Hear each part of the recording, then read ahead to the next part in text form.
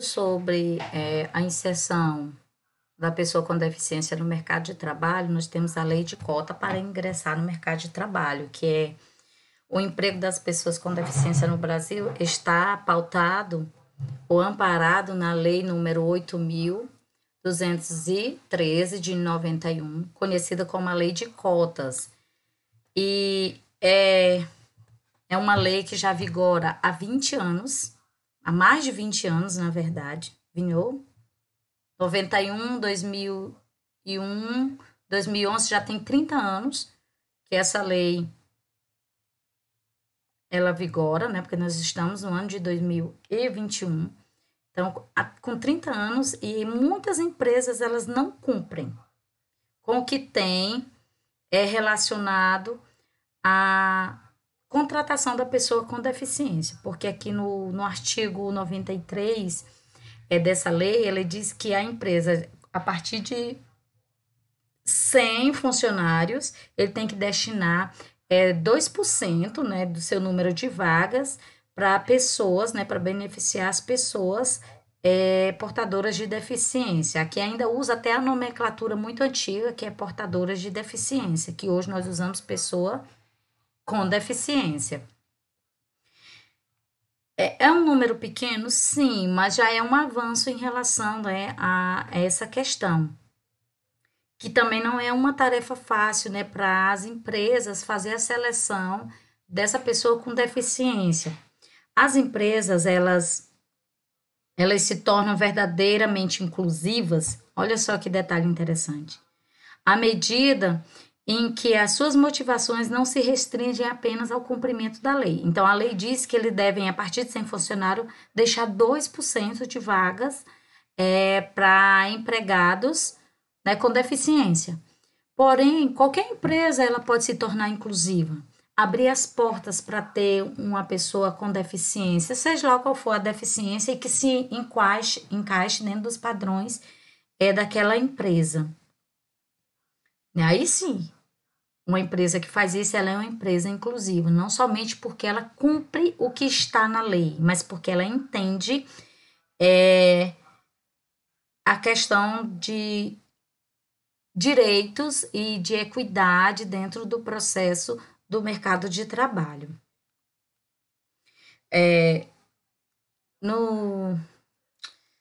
Com o término lá, né, da Segunda Guerra Mundial, veio muitas preocupações em diversos países, principalmente nos países em que disponibilizaram, né, soldados para irem para a guerra, para ajudar aí nessa guerra que aconteceu, que foi a Segunda Guerra Mundial.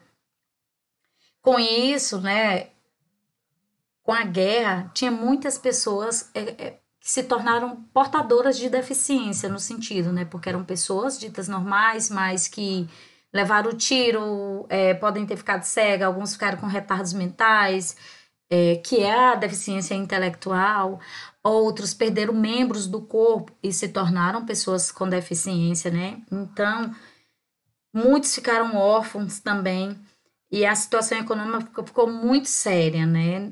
Em vários países. E então, com esse número acentuado de indivíduos, né, em idade economicamente ativa, porém estavam mutilados. E o que é que se pensou, né, dentro desse contexto? Aí Fagundes coloca aqui, né? Pensou-se em tecnologias assistivas e técnicas especializadas, pretendendo cooperar com a reabilitação, readaptação e reintegração dos indivíduos com alguma deficiência em todos, em todos os setores da vida, desde a convivência familiar até o ambiente de trabalho. Aí aqui no Brasil também não foi muito diferente. Com isso, né, no governo de Getúlio Vargas, ali já com o fim da guerra, ele começou a considerar uma participação assim mais efetiva das pessoas com deficiência na sociedade, principalmente no que tangia à educação, à reabilitação, à profissionalização e à inserção das pessoas com deficiência no mercado de trabalho. Já nos anos 50 e anos 70, mas vamos aqui nos anos 50, que foi no governo de Getúlio Vargas, ele trouxe aí o desenvolvimento pleno, né, sendo marcado pelo surto desenvolvimentista, pela implementação da indústria automobilística e a chegada das multinacionais, né, acarretando aí o surgimento de muito desemprego. Com isso, né, possibilitou compatibilizá-los às potencialidades das pessoas com alguma deficiência, porque no nosso país já tinha, né, essa preocupação aí, Getúlio Vargas buscou, né, teve esse olhar sensível em relação às pessoas que com deficiência dentro da CLT, que era a Consolidação das Leis Trabalhistas, né, buscando ali já tentar amparar. Então, o Brasil estava num momento de ascensão, né, de desenvolvimento, crescendo, buscando novas maneiras de ampliar aí a economia do país. Já nos anos 70, o Brasil ele veio com a onda de movimentos em defesa das pessoas, né, em defesa dos direitos das pessoas com deficiência. Aí surge aí, né, o conceito de equiparação de oportunidades. Aí nós já vemos aí um fiozinho no que tange em relação ao processo de equidade, mas muito, muito, muito, muito, muito distante. Esse conceito ele foi elaborado para disseminar e defender o direito, né, da pessoa com deficiência. Nos anos 90, né, nós passamos a viver aí o paradigma da inclusão, que até então nós ainda estávamos no paradigma da integração, né, que as crianças tinham acesso à escola, à educação, mas elas só estavam integradas, elas não estavam incluídas, elas não tinham realmente um processo educacional voltado para eles, um mercado de trabalho que pudesse atender à sua deficiência, ele pudesse dar o seu melhor dentro das suas limitações. Então, com a inclusão, deu-se o início aí da conscientização da sociedade em relação à necessidade de uma comunidade acessível em toda a sua amplitude, em onde todos eles pudessem exercer seus direitos e seus deveres com autonomia. Olha só que detalhe, pudessem exercer seus direitos, seus deveres com autonomia, transformando a vida das pessoas com deficiência e aumentando assim a possibilidade, né? As possibilidades, as suas potencialidades. Então, com toda essa evolução, né? Esse novo olhar, esse novo paradigma que era a inclusão, ainda tem assim um grande caminho a ser trilhado, né? Em relação ao mercado de trabalho, a inserção da pessoa com deficiência no mercado de trabalho. E essa inserção ela deve ser justa, igualitária, respeitando as diferenças e valorizando as potencialidades de cada indivíduo. Né? E aí, para esse processo, veio aí a questão da inviabilidade da aplicação da lei de cotas diante da escassez de mão de obra, né? A lei de cotas aí, que é a lei 8.203 de 91. Então, com ela veio aí essa inviabilidade. Por quê? Né? Por que teve essa inviabilidade? Por que tem essa escassez de mão de obra qualificada no que tange a pessoa com deficiência? Sabe por quê? Muitos dos deficientes eles não conseguem entrar no mercado de trabalho. O governo ele estipulou, né, aí a lei de cotas de deficiente nas empresas com mais de 100 funcionários, né? Mas embora essa lei ela tenha surgido, né, para ampliar aí essa oportunidade de acesso ao mercado de trabalho, as pessoas com deficiência, na prática, o processo para a inserção deles não é tão simples. Não é? As empresas elas encontram enormes dificuldades para inserir esse deficiente no mercado de trabalho. Sabe por quê? Porque a mão de obra deles não é qualificada. Aí vem aquela importância do que nós falamos na videoaula anterior, da importância da família estar motivando essa pessoa com deficiência a frequentar a escola, a se qualificar. E a legislação brasileira, ela deixa bem clara que não é obrigatório a pessoa, para fazer parte, né, ser inserido nesse mercado de trabalho, ela ter experiência, ou ela ter um mínimo, né? Que aí vem a lei do menor esforço, ter no mínimo uma qualificaçãozinha profissional, um preparo para exercer essa função. E aí, aqui no artigo 93, parágrafo primeiro da Lei Federal, né, 8.203 de 91, que é a Lei de Cotas, ela deixa bem claro o seguinte: assim, a dispensa de pessoa com deficiência ou de beneficiário reabilitado da Previdência Social ao final do contrato por prazo determinado mais de 90 dias e a dispensa imotivada em contrato por prazo indeterminado somente poderão ocorrer após a contratação de outro trabalhador com deficiência ou beneficiário reabilitado da Previdência Social.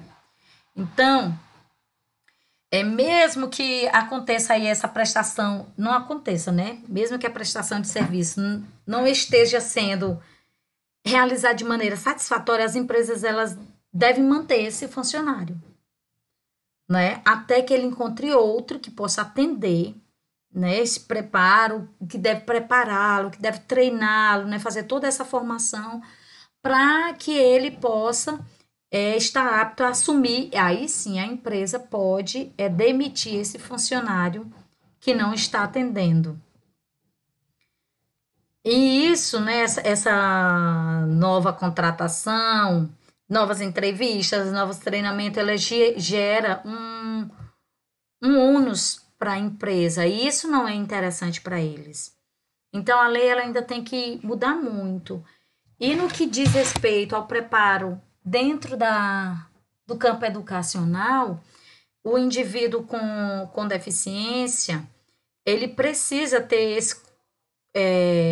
conhecimento, ter essa formação, essa qualificação para estar inserido, né?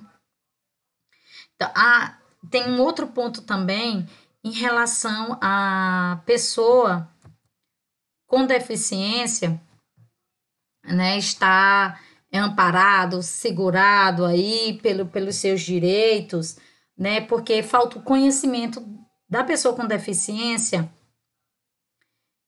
no que diz respeito aos motivos que os impedem, né, de estarem no mercado de trabalho inseridos.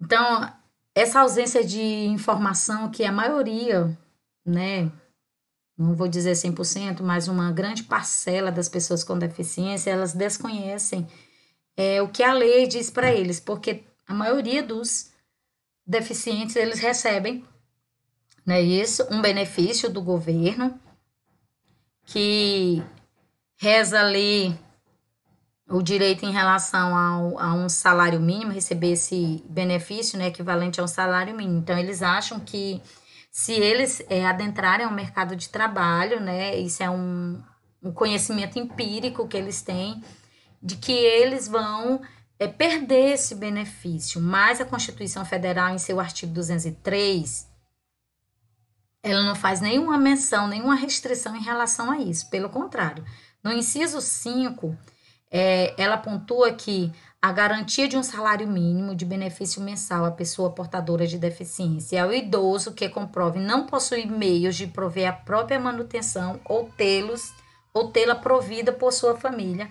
conforme dispuser na lei. Então, a lei em si, ela ampara. A pessoa com portadora de deficiência, ela recebe um benefício, e na casa dela só ela recebe, ela pode pleitear uma vaga, sim, no mercado de trabalho e ainda continuar recebendo o seu benefício. E não pode ultrapassar a renda familiar, né, a renda per capita e familiar, ultrapassar 4 salários mínimos. Se não ultrapassar, a pessoa com deficiência ela está apta a pleitear a vaga e não vai perder o seu benefício. Então, a Constituição Federal ela assegura os direitos à inclusão social no qual se insere o direito ao trabalho e o direito ao benefício social mensal. Então, esse grande entrave de extensão e manutenção do deficiente no mercado de trabalho, ele reside na carência da qualidade dos candidatos e dos sistemas de habilitação e reabilitação, bem como na falta de estímulos econômicos que facilitam, né, essa contratação dessas pessoas pelas empresas. Então, esse problema ele vem dos dois lados, tanto das empresas quanto dos próprios deficientes, a falta do conhecimento, a falta da estrutura, a falta da orientação. Então, as empresas elas precisam de uma estrutura para recebê-los. E os indivíduos eles precisam se capacitar, né, para desenvolver aí o seu lado intelectual e ocupar essas vagas. E aí eu quero ler com vocês aqui quem é o verdadeiro deficiente. Se você deixa de ver a pessoa vendo apenas a deficiência, quem é o cego? Se você deixa de ouvir o grito do seu irmão para a justiça, quem é o surdo? Se você não pode comunicar-se com sua irmã e a separa, quem é o mudo? Se sua mente não permite que seu coração alcance seu vizinho, quem é o deficiente mental? Se você não se levanta para defender os direitos de todos, quem é o aleijado? A atitude para com as pessoas deficientes pode ser nossa maior deficiência. Pode ser nossa maior deficiência. E a sua também. Autor desconhecido. Então, olha só, esse texto ele é bem interessante. Como é que nós estamos tendo a percepção com a pessoa deficiente? É eles realmente que estão sendo deficientes ou somos nós na nossa visão holística? De julgar, de condenar, de apontar. Então, ó, diante de tudo que nós expomos aqui nessas duas videoaulas, as pessoas com deficiências elas estão cada dia mais próximas de igualdade em termos de capacitação, de competência, de proatividade, devendo à sociedade, à empresa, o Estado e a família ajudarem essas pessoas a inserirem-se no mercado de trabalho, resultando na ampla interação com a sociedade, gerando reconhecimento no papel em auxiliar na economia e geração de empregos e inclusão social. Então, basta cada instância, né, que compõe a sociedade, família, Estado, empresas, né, as ONGs, as igrejas, elas fazerem a sua parte. E aí sim, nós vamos estar vivendo e militando por essa causa, que é a inclusão. Inclusão, fazê-la de fato. Nós temos aí as leis que garantem o processo de equidade. Equidade é direito igual para todos, tratamento igual para todos, educação igual para todos, mercado de trabalho acessível para todos. Aí sim nós teremos uma sociedade realmente igualitária, uma sociedade inclusiva. Aqui está o material, né, de onde me referenciei para fazer esse slide e para a nossa aula de hoje.